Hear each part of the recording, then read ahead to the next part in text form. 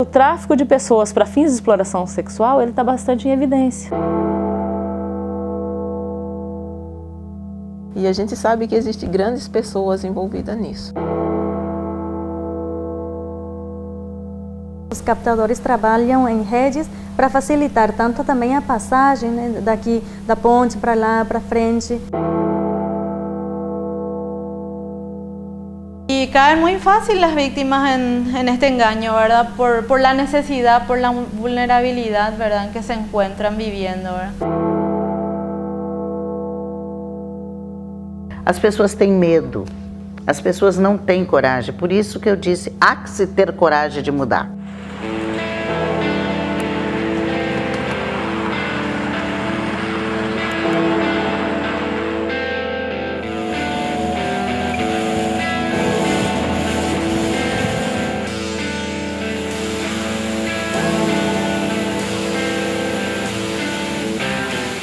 Estamos em Foz do Iguaçu. A cidade está localizada a 630 quilômetros da capital, Curitiba, possui 256 mil habitantes e é considerada um dos principais destinos turísticos brasileiros. Recebe todos os anos mais de 1.500.000 visitantes. Mas por trás de tanta beleza e exuberância dessas quedas, estão ocultos crimes que sequer entram para as estatísticas oficiais. Depois de um ano de investigações, traremos agora casos preocupantes de tráfico internacional de pessoas para exploração sexual.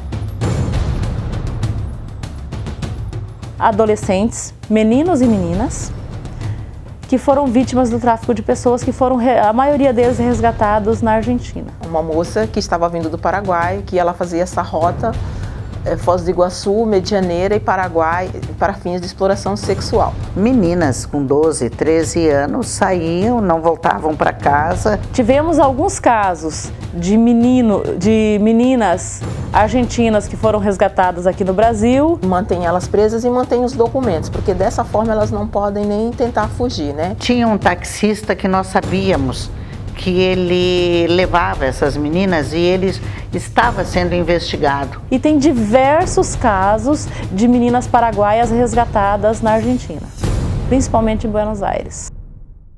A ponte que divide o Brasil com o Paraguai e tem amizade no nome não é tão inofensiva quanto parece.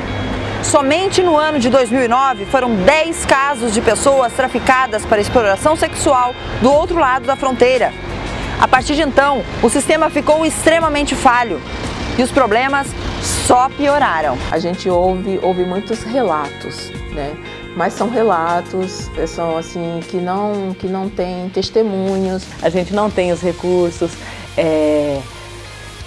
em alguns lugares ainda não existe a política pública de atenção, entendeu? Os serviços são descontinuados. Agora o poder público é por preguiça, falta de vontade de fazer, entendeu? Porque fazer mudar, buscar fazer a diferença é cansativo, entendeu? É extremamente cansativo e não dá resultado de voto. Então, assim, nossas redes ainda são falhas. Tem que haver uma formação cultural por parte da população, da comunidade, em tentar resolver esses problemas.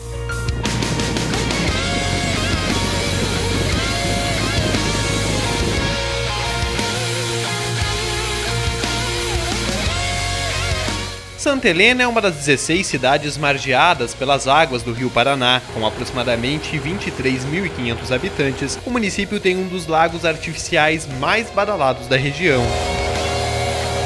Por aqui, vários casos de pessoas traficadas para a exploração sexual foram registrados nos últimos anos. As estatísticas só diminuíram depois da instalação da Polícia Federal, que reforçou a segurança no lago. Nós entendíamos que se a Polícia Federal viesse como um posto avançado, talvez nós conseguíssemos solução. E o grande problema na fronteira é a facilidade da migração. E quando eu levei essas informações para a Polícia Federal falou, não existe isso de denúncia não. Ela tem que vir aqui formalizar essa denúncia. E outra coisa, ela não precisa nem formalizar, mas a gente quer falar com ela. E ela não queria falar com eles. Então não se torna difícil para sair com meninas, com adolescentes daqui, ir até esses municípios e atravessar e embarcar, em lanchas, em barcos. Na prainha artificial, hoje as famílias aproveitam o dia. Mas aqui em Santa Helena nem tudo sempre foi só alegria. Por estas águas, muitos barcos já passaram levando até a fronteira adolescentes vítimas da exploração sexual. E quem tentou ajudar estes adolescentes também sofreu com as consequências. A pessoa que estava pilotando a moto fez um gesto como se estivesse com um revólver na mão, né? E me avisou, né? Como assim, cuidado. Se a gente levar essa denúncia à frente, o nome dela vai aparecer e ele vai saber que foi ela quem denunciou. Facilita para essas redes captar e traficar pessoas. O rapaz que eu defendi chegou e disse assim: doutora, por amor de Deus, pare com isso. Vai chegar uma hora que nós não vamos poder defendê-la.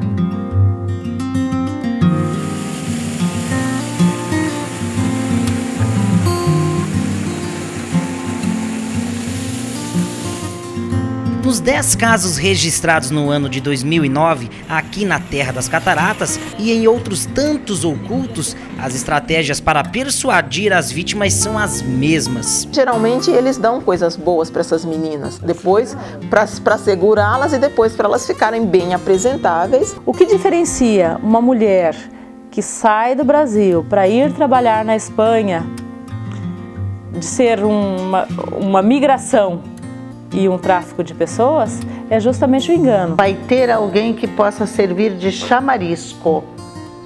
E o chamarisco é a mulher que está do seu lado.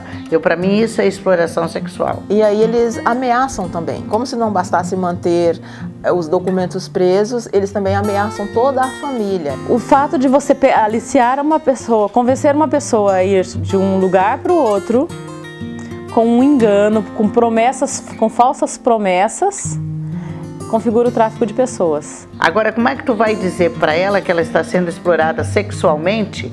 Ou a sua beleza está sendo explorada? Porque se ela está num belo de um carro, numa BMW, ela está com conta, e muitas delas com as contas no nome delas. Porque eles têm uma lábia, parece que eles são formados nessa área. Seguram documentação, ameaçam, batem, obrigam a usar drogas.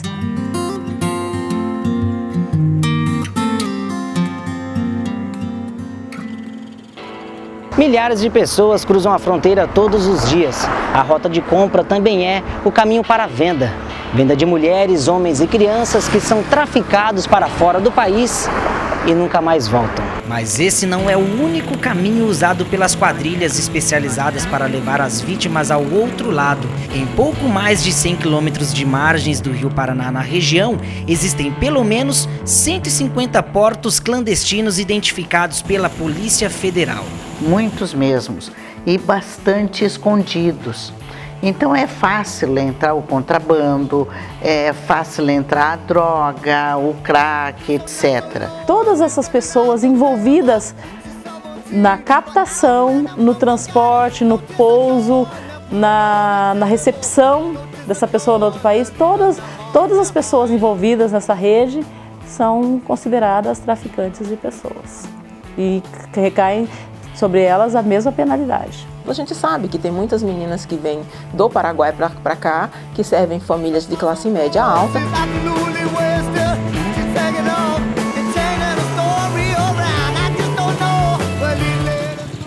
Nos países vizinhos ao Brasil, como aqui no Paraguai, por exemplo, o problema da exploração sexual não é diferente. Muitos são os relatos de pessoas aliciadas para este fim. Agora estamos na Praça China, no centro de Cidade do Leste, em frente ao antigo aeroporto.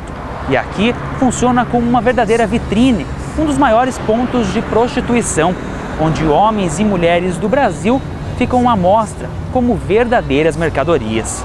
A cidade, com quase 400 mil habitantes, é uma das mais importantes do cenário econômico do país. Para combater o tráfico de pessoas, desde março de 2012, um centro de apoio acompanha as vítimas de crimes sexuais. Tivemos acesso com exclusividade a documentos de casos recentes. As mulheres vítimas de grandes quadrilhas estão sob proteção judicial, por isso suas identidades não serão reveladas.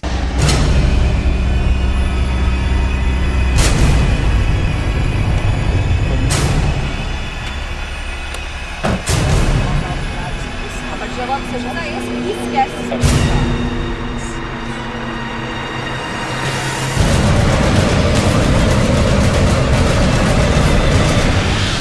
Isabel tinha uma amiga chamada Estela, que conheceu a Élida. A Élida deu trabalho para a Estela durante uns 4 meses, primeiro de empregada doméstica, e logo ela ensinou a menina a se prostituir. Logo entra nessa roda de amizade também a Isabel, então também recebe a proposta de se prostituir. As duas menores recebem a proposta de ir trabalhar em Foz do Iguaçu, supostamente como empregada doméstica. Elas passaram para Foz do Iguaçu, se hospedaram no hotel. Eu acredito que a Élida acompanhou elas, né? Foram 4 meninas, as duas nós não sabemos o nome nem nada da história delas.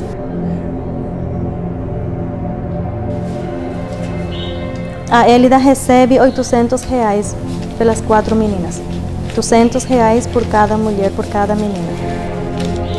E no dia seguinte vem um brasileiro com carro, com um veículo particular, recolhe as 4 meninas e leva elas para Santa Catarina.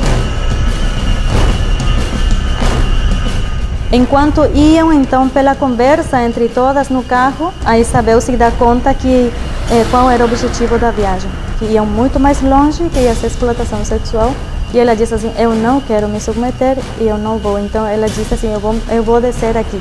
Com isso as outras convenceram ela de dizer, não, se você fica aqui vai ficar na rua, ninguém vai te ajudar, é melhor chegar e depois voltar.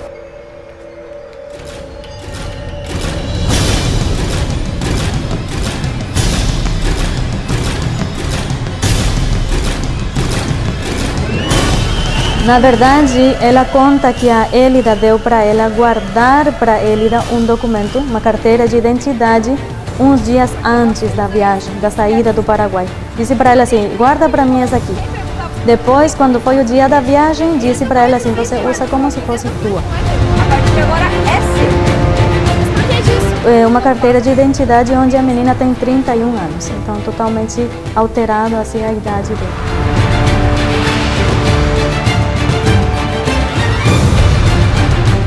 Ela comenta que não teve nenhuma resistência da dona da boate de sair, porque ela disse assim, elas eram menores, então que por isso que isso traria problemas para a dona da casa, pelo que deixou elas partirem.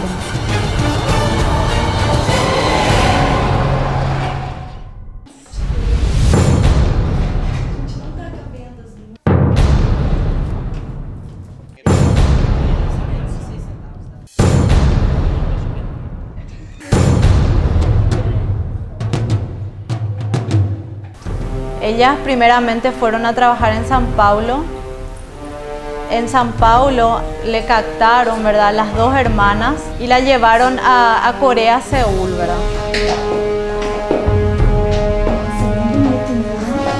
En Corea, Seúl, la llevaron a una señora. Esta señora las vendió a cada una a un coreano, ¿verdad?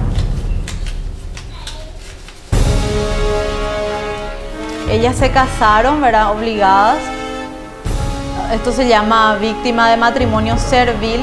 Y ahí eran explotadas sexualmente, violentadas constantemente, violentadas físicamente, psicológicamente. Eran restringidas de salir, estaban encerradas ahí, no tenían contacto con el exterior, muy poco eran lo que podían salir de ese lugar, ¿verdad?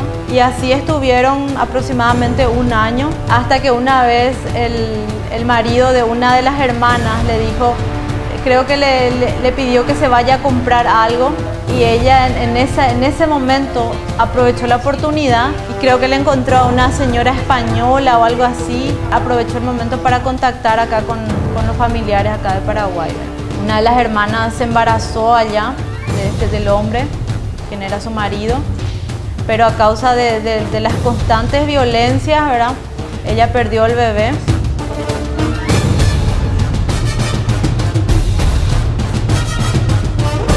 Otra de las hermanas se embarazó y vino con una niña de allá, con la hija de este hombre, quien abusaba de ella. Por suerte, ¿verdad? Nuestra institución tiene un programa de reintegración social en donde a estas mujeres se le pudo brindar apoyo, ¿verdad? Se le pudo brindar un pequeño negocio, ¿verdad? Para que ellas puedan sustentarse mientras tanto, ¿verdad? Como algo momentáneo, ¿verdad? Para que sea una ayuda a esto, para seguir adelante, ¿verdad? También tienen asesoramiento psicológico y social y asesoramiento legal.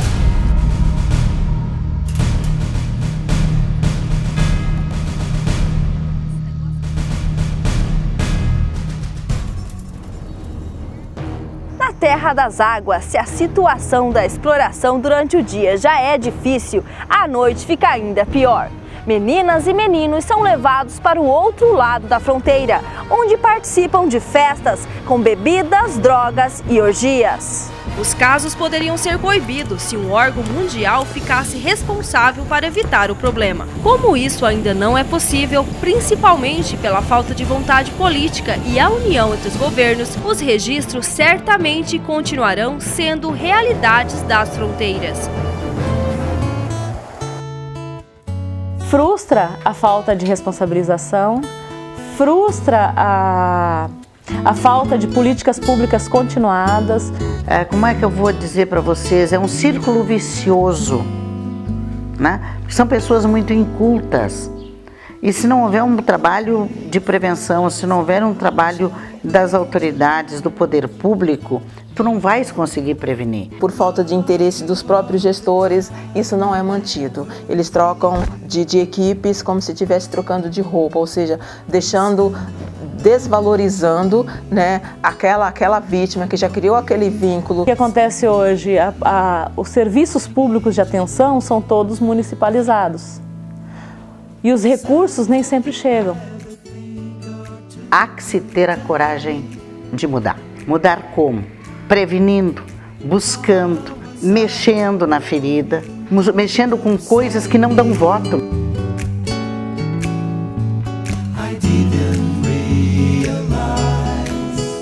Às vezes eu me olho para dentro e acho que eu poderia ter feito mais.